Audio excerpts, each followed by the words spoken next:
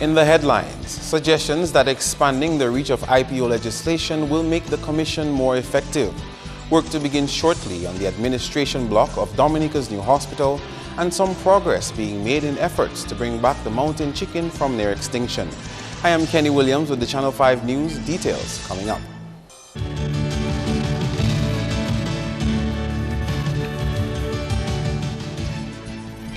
First up, extending the reach of the 2003 Integrity in Public Office legislation is one of the ways a former Attorney General of Antigua and Barbuda believes it can make the work of Dominica's IPO Commission more effective. Queen's Counsel Dominican-born Justin Simon was one of the panelists on the Bar Association organized panel discussion Re-IPO Live Monday night. Simon, a former Attorney General of Antigua and Barbuda, presented from Antigua via Skype. He says that public officials will always be faced with opportunities for personal enrichment and that this is not restricted to Dominica. He recognized that Dominica was at the forefront, even before Antigua, at establishing legislation to deal with corruption in public life. I think the current relevant and important question is whether the 2015 amendments have watered down the provisions of the legislation, or alternatively, has it strengthened these legislative provisions so that it would allow for the growth of public confidence and respect. One of the issues QC Simon has raised is that while a legislative amendment increased the number of offices which fall under the IPO Act, there are some critical positions which should be made to declare their assets, including the Director of Public Prosecutions and chairpersons of statutory corporations. The original legislation had 16 offices named. The amendment has increased it to 33. I have an issue though that I do not see the Director of Public Prosecution, the chairpersons of statutory bodies, the Chief Immigration Officer, or the Chairman of your Tenders Board, which I want to think that you do have one that deals with the tendering of public contracts. I think these are important officers and persons who wield a certain amount of influence and should also be included. Simon added that to allow the mechanics of the legislation to work properly, he recommends there be a gradual process of increasing the number of positions to be covered by the IPO Act. Idona Jean-Baptiste, Channel 5 News. In related news, former Prime Minister Edison James is calling for the IPO legislation to be revisited. As someone who has served in public life, James says he has filed declarations of assets 8 times. He expressed doubts about recent amendments to the IPO Act, which included a reduction in the size of the IPO Commission from 7 to 3 commissioners. The IPO Commission has been appointed to oversee the implementation of the IPO Act. I believe that the IPO, the makeup of the IPO now, in terms of what is supposed to be the objective, is a waste of time. How would the public, can we expect the public to feel when an IPO now consisting in an operational way of 2 people appointed by the Prime Minister essentially?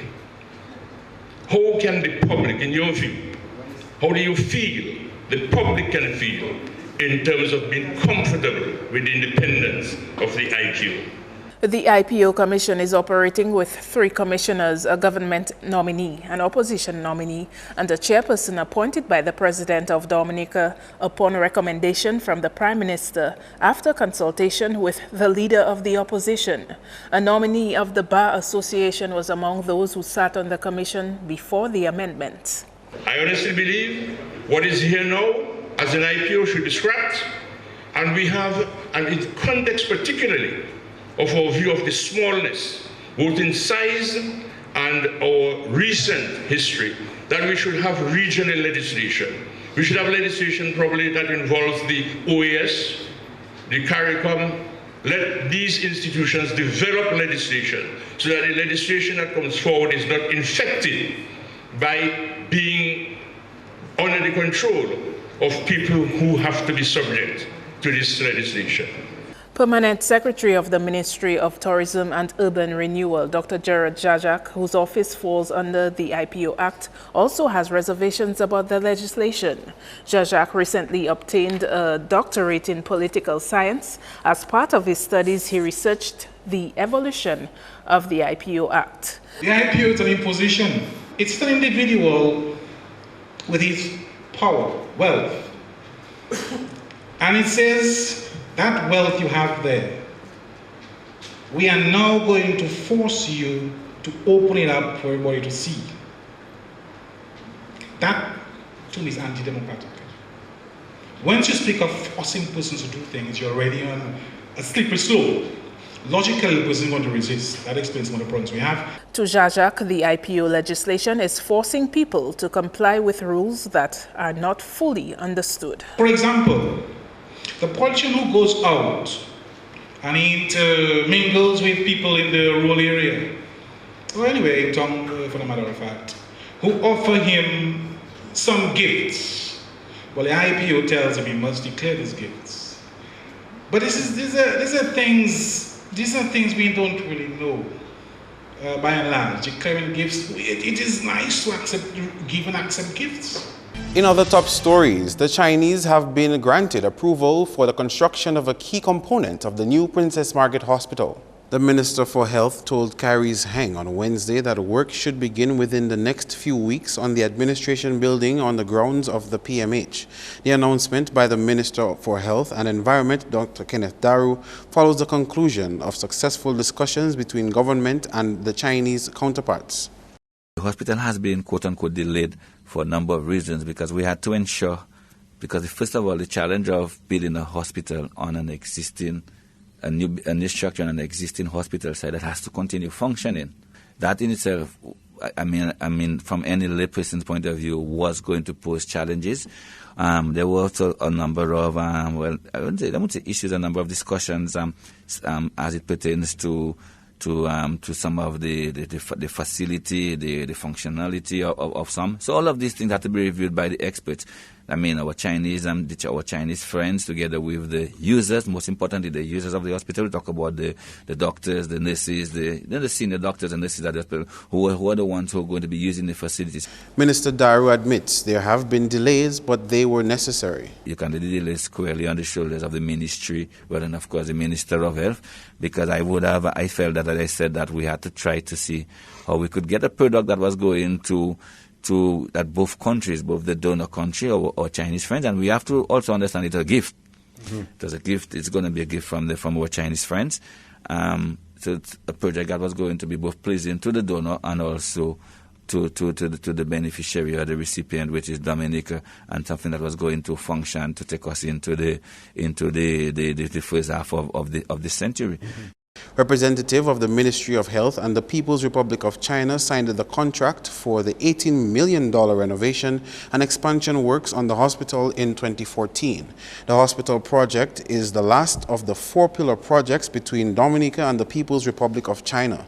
The other pillar projects include the Windsor Park Sports Stadium, the Edward Oliver Libla Highway, and the new Dominica Grammar School.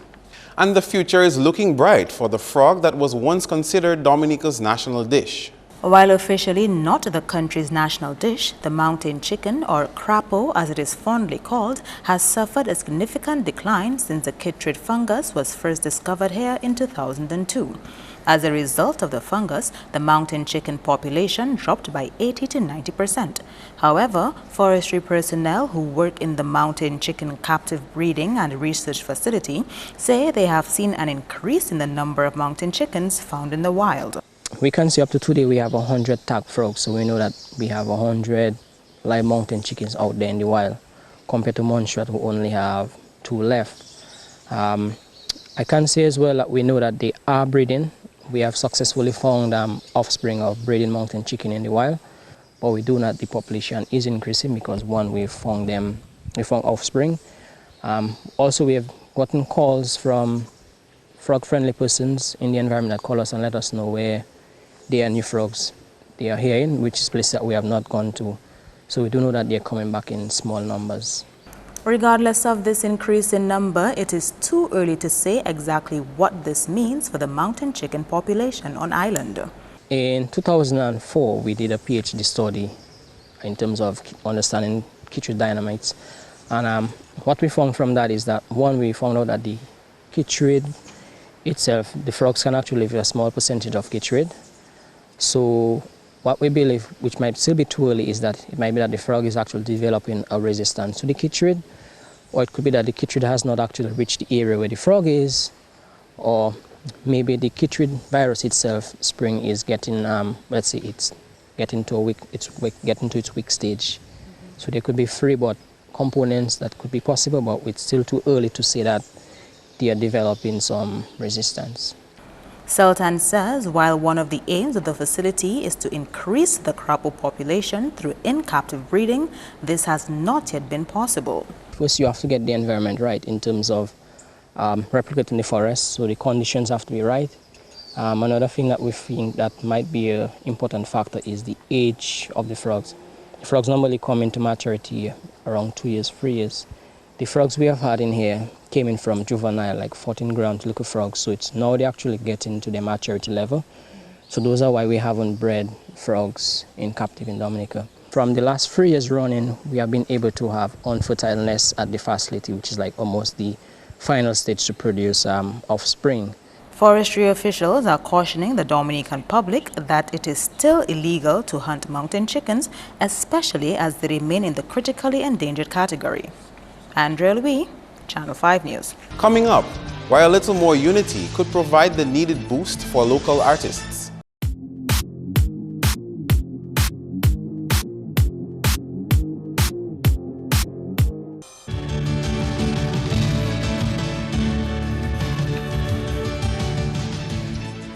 Thanks for staying with us. A court matter involving 3 Chinese nationals has been adjourned to November 14. The 3 Chinese nationals have been remanded at the state's prison on a charge of theft of over 100,000 EC dollars belonging to the NBD. They appeared before Magistrate Asquith Revere, where the charge was read to them through an interpreter. The money was reportedly stolen between July 5 and 9, 2016. No application for bail was made. The 3 men are represented by attorney Wayne Norde.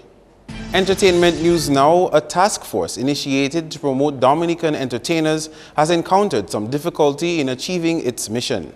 In July 2015, the Caribbean Performing Arts Federation, CPAF Dominica branch, launched a task force in order to create more opportunities for locals in the entertainment industry. We have had a few difficulties in terms of getting finance to do our projects because of tropical storm America and stuff like that.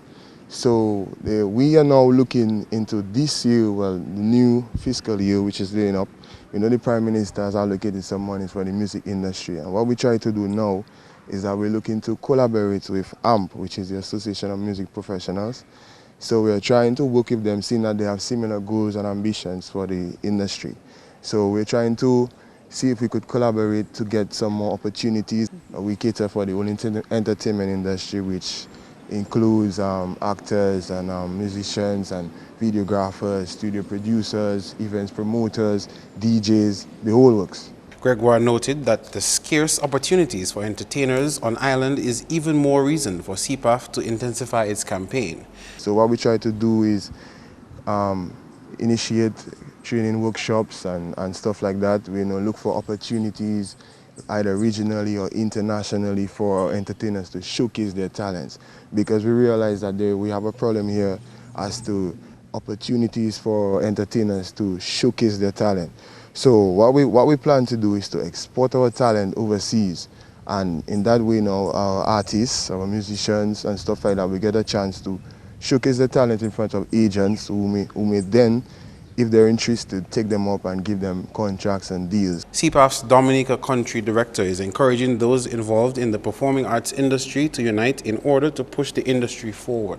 Too many times we normally stay on our own here independently and try to make things happen, and sometimes we get nowhere. We need to learn how to come together and unite and collaborate. If you have similar agendas, similar ambitions, why not collaborate? And in that way we might be more financially stronger, there might be more human resources available, and then for sure we would be able to more reach or better reach our goals that way. Registrar of the court is advocating for people who are not interested in a lengthy church process and looking for a more affordable option to tie the knot to go through the civil court. Registrar Ozzy Wald says the country's Marriage Act makes it easier for people to get married. The procedure involved for getting married outside of the church is just so simple. So if someone knows I can come to Dominica next week, all I need to do is fill out those forms made reference to if the person is divorced, bring your divorce, a decree nice, a decree absolute, proving that you're divorced. All the relevant documentation, that can be put together quite simply. And then apply for the license. By the time you get there, a license is processed maybe, and you just arrange to have it done, the marriage done here, have it done outdoors. It's good for business, it's good for the tourism industry, it's good for the parties getting married, knowing that they can come, get it out of the way quickly, and there is no need for this, for any elaborate preparation or celebration. Wald says his longest wedding ceremony is about 15 minutes. It's much cheaper way to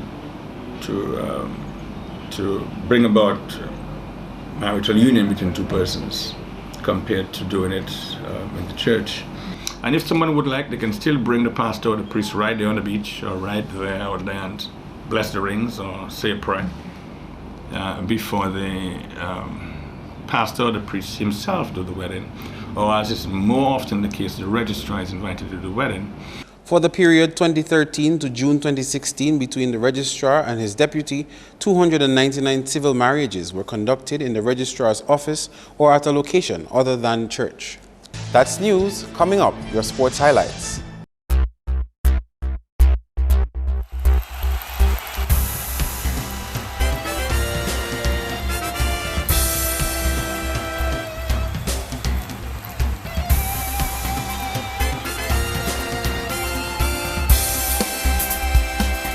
First up in sports, assistant coach of the national under-16 basketball team, Derek Alexander, says the team's performance at the recently concluded Caribbean Basketball Championship has been an eye-opener for Dominica. The team played several games against countries from the region. The team itself, I mean, in terms of the results and things, wouldn't show. But in terms of the exposure for the team, I mean, you got 12 guys who was new to that. The facility, I mean, for years we have been crying on facilities. And then, so now it's a wake-up call, you know, for all basketball. Because in '96, they had a tournament, they're about 96, under 17 it was, went to Jamaica. So if from back then we had put the measures in place, right, this result would be much better. Alexander says if the players had used most of what was taught in training, they could have had a better showing at the games. And I feel proud as me, Derek Alexander, because all what we taught them, and if they had execute most of them, with the result would be better. Because at the end of the day, the guys say, "But coach, boy, you really should, but coach," and you know, and it's like, you know, and then they really see what we are showing them was the right thing. But then we have this thing in Dominica that the basketball itself suffering because of when you look at the guys, they no longer want to play whole court, so the half court basketball. So in terms of their fitness and running back when they lose a ball, because in the half court, they haven't got much running to do. Meantime, the assistant coach says improvements to the under-15 high school program could boost the quality of basketball at the under-16 level, as well as the establishment of basketball academies. I've looked at some of the high school basketball, and trust me, I think it's lacking a lot because again, I don't know whether the coaches or whoever the sports teachers in the schools are knowledgeable of the game and can really make a difference, because they coming from this tournament, the basic, the fundamentals, they lack the fundamentals. And those are the same guys who were playing in the high school. You understand? So we have to start not only in the high school, but we really have to. That's why I'm in the process of opening my own academy. Other, like Maggie, do some things at Saturday afternoon. Moving on to cricket, Guyana Amazon Warriors defeated St. Lucia Zouks by an impressive 6 wickets in the Caribbean Premier League on Tuesday. Zouks first at the crease ended on 136 for 6. Michael Hussey had a game high of 64 of 51 balls. Andre Fletcher added 16 and Darren Sami 11. Adam Zampa bagged 2 for 30 and Sohali Tanvir 2 for 31. Set 139 for the win. Warriors scored 139 for 2 in 17.2 overs. Jason Mohammed added 43 not out, Chris Lynn 38 not out and Dwayne Smith 32. Still in sports, Barbados fast bowler Miguel Cummins has been included in the West Indies squad for the first test against India in Antigua from July 21. He replaces Jerome Taylor, who retired from Test cricket earlier this week. The 25-year-old had been left out of the regional 12-man squad for the first test after having made the trip to Australia for the last 2 tests in 2015 to 2016 as a replacement for Shannon Gabriel. However, he did not play.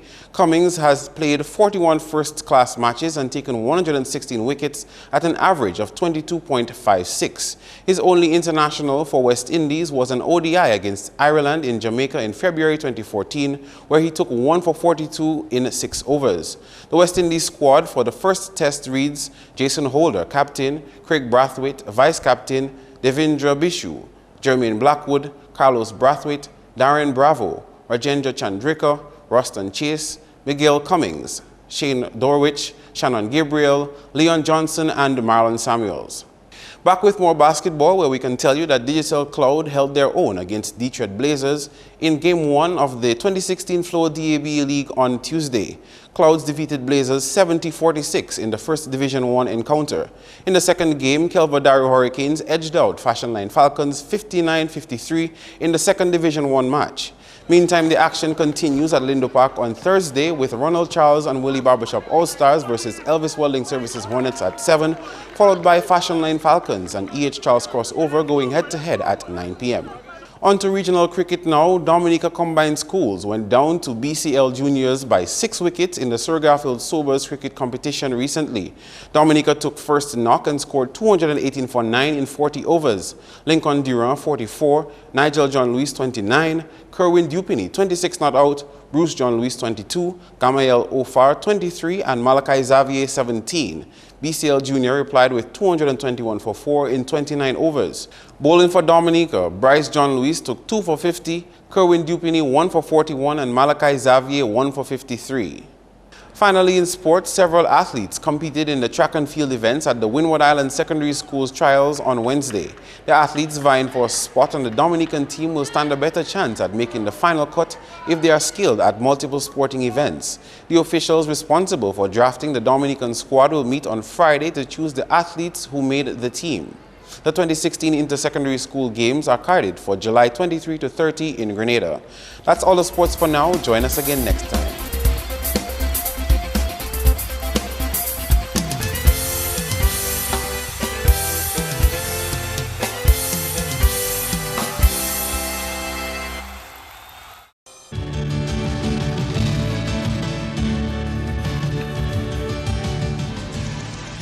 Janique Delma Samuel is next with Flashback. Welcome to another segment of Flashback. This week we are hitting you with a double whammy from our archives at Moppin 2K4. In 1996, Moppin 2K4 made a major technological breakthrough in Dominica when it transmitted a live satellite broadcast via fiber optics to the Caribbean, America, and Canada.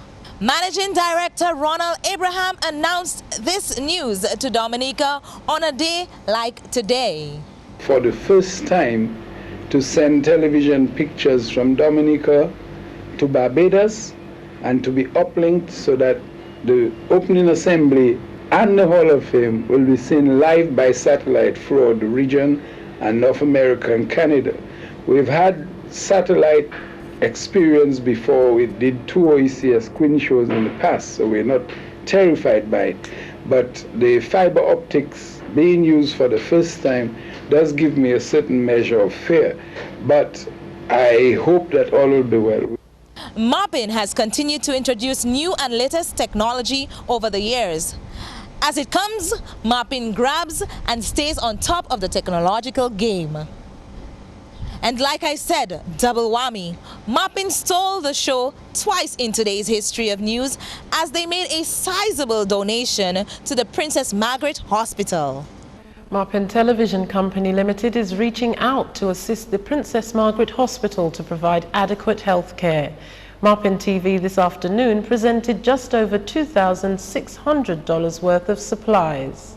We believe the department definitely needs some help. Therefore, we are making this presentation here, which although is not the first because we have already donated some first aid products to the hospital. And we hope that these items will be of good use. Wow, it was amazing seeing the faces of members of the team and seeing great achievements for Maupin in 1996. I am Janik Delmar Samuel. Join me next week for another segment of Flashback. We now join Annie Carrot-Joseph for your weather report. Good evening and welcome to tonight's weather broadcast. I am your presenter, Annie Carrot-Joseph. The Atlantic high pressure system resulted in partly cloudy to cloudy skies across Dominica throughout the course of the day. Visible satellite imagery showed few low-level clouds over Dominica throughout the course of the day. Radar imagery indicated few showers across the area. Conditions for tonight, fair to partly cloudy with some brief showers. Similar conditions are expected for tomorrow. Sea conditions, moderate in open water with waves up to 7 feet. Taking a look at the extended forecast, again tomorrow Thursday, partly cloudy skies with some brief scattered showers. On Friday, an increase in cloudiness, shower activity and the possibility for some isolated thunderstorm due to the passage of a tropical wave. On Saturday, the Atlantic high pressure system will rebuild itself, resulting in partly cloudy to cloudy skies with some scattered showers. Across the region tomorrow, the Atlantic high pressure system will result in partly cloudy skies with some brief scattered showers. On the international scene, some possible thunderstorm in New York, Miami and Caracas, partly cloudy skies in London and some rain in Beijing. A brief cooling period for Beijing as well tomorrow, with temperatures peaking near 27 degrees Celsius. The sun will rise tomorrow at 5:42 a.m. and set at 6:40 p.m. For up-to-date information, log on to our website at weather.gov.dm or call the weather hotline at 447-5555. Thank you for viewing and join us next time. Good night. To end the news, the headlines again. Suggestions that expanding the reach of IPO legislation will make the Commission more effective. Work to begin shortly on the administration block of Dominica's new hospital, and some progress being made in efforts to bring back the mountain chicken from near extinction. Feel free to contact us at news@maupin2k4.com. You can also access our past newscasts on our YouTube channel. On behalf of the production team, I am Kenny Williams. To our viewers around the world, we thank you for watching. Join us tomorrow.